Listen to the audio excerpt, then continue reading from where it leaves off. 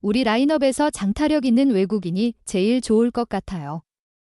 짧고 굵은 임팩트를 남기고 집에 가기 일보 직전이다. 논란의 루벤 카데나스, D16, 삼성 라이온즈, 사퇴. 박진만 감독은 6일 대구 한화 이글스전서 산책 수비를 하는 걸 보고 함께할 생각을 접었다. 7일 1군 말소와 2군행. 더 이상 쓰지 않겠다는 의지다. 팀의 중심이 돼야 할 외국인 선수가 무성의한 플레이를 하면 선수단 사기에 악영향을 미친다. 어느 지도자든 가장 경계하는 부분이다. 삼성 관계자에 따르면 카데나스는 일단 2군에 합류, 재활을 이어간다.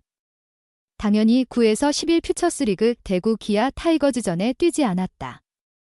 그 와중에 미국 캘리포니아 주립대학 동문이기도 한 코너 시볼드의 SNS 논란까지 겹쳤다. 그러나 본질은 변하지 않는다. 프로는 그라운드에선 말 그대로 프로여야 한다. 의학적 설명과 선수의 몸 상태에 괴리가 있다면 미리 구단과 충분히 조율하는 게 상식이다. 그러나 카데나스는 이 과정을 간과했다. 삼성은 새 외국인 타자를 찾는 듯하다. 15일까지 영입하고 KBO에 등록하면 포스트 시즌에도 나갈 수 있다. 시간이 많지 않지만 올해 삼성은 3년 만에 가을 야구 진출이 유력하다. 천금과도 같은 기회에 외국인 타자 이슈에 발목이 잡힐 순 없는 노릇이다. 만으로 닷새 남았다. 영입이 가능할지 불가능할지 모르지만 최선을 다해보는 게 맞다. 삼성은 9일 광주 기아 타이거즈전을 내줬다. 이길 땐 카데나스가 아쉽지 않지만 진 경기서는 외국인 타자의 한 방이 생각날 수밖에 없다. 결과적으로 9일 제역전패가 그랬다. 삼성 라인업을 봐도 예전보다 장타력이 보강됐지만 더 필요해 보이는 건 사실이다. 박진만 감독은 지난 9일 광주 기아전을 앞두고 성규가 그래도 1루에서 지금 잘 해주고 있다라고 했다. 그러면서 새 외국인 타자가 타격이 좋으면 성규를 외야로 돌릴 수도 있다. 성규는 내야, 외야가 다 된다. 경험을 쌓으면서 움직임도 좋아졌다. 외국인 타자의 포지션은 중요하지 않은 것 같다. 우리 라인업에서 장타력 있는 외국인이 제일 좋을 것 같다라고 했다. 결국 박진만 감독은 포지션 관계없이 멀리 칠 수 있는 외국인 타자를 원하는 셈이다. 홍구장 성향까지 고려하면 당연하다. 포지션 정리는 새 외국인 타자가 온 뒤에 해도 된다. 박진만 감독은 상황을 좀 지켜봐야 할 것 같다라고 했다. 삼성 라이온즈가 불펜 투수들의 부진 때문에 골머리를 앓고 있다. 박진만 삼성 감독은 10일 광주 기아 챔피언스필드에서 열릴 예정이었던 2024 신한 SOL뱅 KBO 리그 기아 타이거즈와의 시즌 12차전이 우천으로 취소되기 전 변화를 줘야 하지 않을까 싶다. 조금 전에도 투수 코치와 이야기를 나눴다. 30경기 정도 남았는데 벤치가 적극적으로 개입해서 불펜을 운영해야 할 것 같다. 빠른 템포로 움직여야 할 것 같다고 밝혔다. 전날 삼성은 경기 중반 이후 주도권을 잡고 있었다. 7대6으로 앞선 8회 초 1-4-1 3루에서는 1루 주자 구자호. 3루 주자 김지찬의 이중도루 작전 성공으로 1점을 뽑으면서 기아 내야진을 흔들었다. 박 감독은 나도 예상하지 못했다. 감독이 사인을 준 게 아니고 코치들과 선수들이 잘 준비했다. 1점을 내야 하는 상황이었기 때문에 그 타이밍에서 움직인 것인데 상대의 틈을 잘 파고든 것 같다고 돌아봤다. 하지만 삼성은 9회 말 1점 차 리드를 지키지 못하면서 8대9로 패배했다. 9회 말 구원 등판한 마무리 투수 오승환이 패전을 떠안았다. 오승환은 나성범에게 동점 1타점 적시타를 맞았고 이어진 1-4-1 3루에서 서건창에게 안타를 내주면서 패배를 받아들여야 했다. 서건창의 타격 이후 유격수 이재현, 중견수 김지찬의 콜 플레이가 원활하게 이뤄지지 않았고 뜬공 타구가 그라운드에 떨어지면서 안타로 연결됐다. 박 감독은 내야수들과 외야수들 모두 전진 수비를 하고 있는 상황이었는데 그렇게 공이 떴을 때 외야수가 잡는 게 맞다. 외야수가 자신 있게 잡겠다고 콜을 외쳐야 하는 상황이었다며 공을 잡더라도 3루 주자가 홈에 들어오는 건 힘들었다. 홈 승부를 생각하기 전에 타구부터 잡았어야 했다. 고 돌아봤다. 패배만큼 뼈 아팠던 건 불펜 투수들의 부진이다. 선발 이승민, 5이닝 6피안타 1피홈런 2사사구 2탈 3진 5실점. 이후 마운드에 올라온 두 번째 투수 임창민이 1이닝 무피안타 무사사구 무실점으로 깔끔하게 막았지만 최지광 1이닝 1피안타 2사사구 1실점. 김재윤 1이닝 2피안타 무사사구 1실점. 오승환 3분의 1이닝 4피안타 무사사구 2실점. 모두 기대 이하의 투구를 선보였다. 이날만의 문제는 아니다. 최근 불펜 투수들의 부진이 길어지고 있다.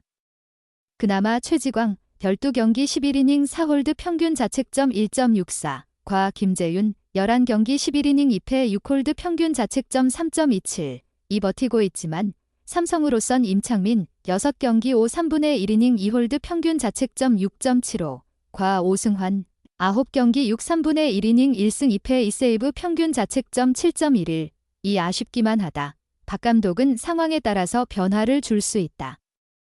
1이닝씩 끊어서 운영하기보다는 컨디션이 좋은 투수라면 2이닝까지 맡길 수 있고 컨디션이 좀 안 좋으면 빨리 교체할 수 있게끔 준비하려고 한다. 상황에 맞게 움직이려고 한다고 설명했다. 삼성은 9일 광주에서 열린 기아와 경기에서 경기 중반 뒤집은 뒤 꾸준하게 앞서 나갔지만 결국 9회 끝내기 역전패를 당했다. 8점을 뽑은 타선을 탓할 경기는 아니었다. 다만 선발 이승민이 6회 흔들린 것, 그리고 이후 불펜 투수들이 조금씩 실점한 게 아쉬웠다. 선발 이승민은 5회까지 2실점으로 잘 던졌지만 6회 고비를 넘기지 못했다. 그리고 7회와 8회 나선 최지광 김재윤이 한 점씩을 내주며 추격을 허용했다.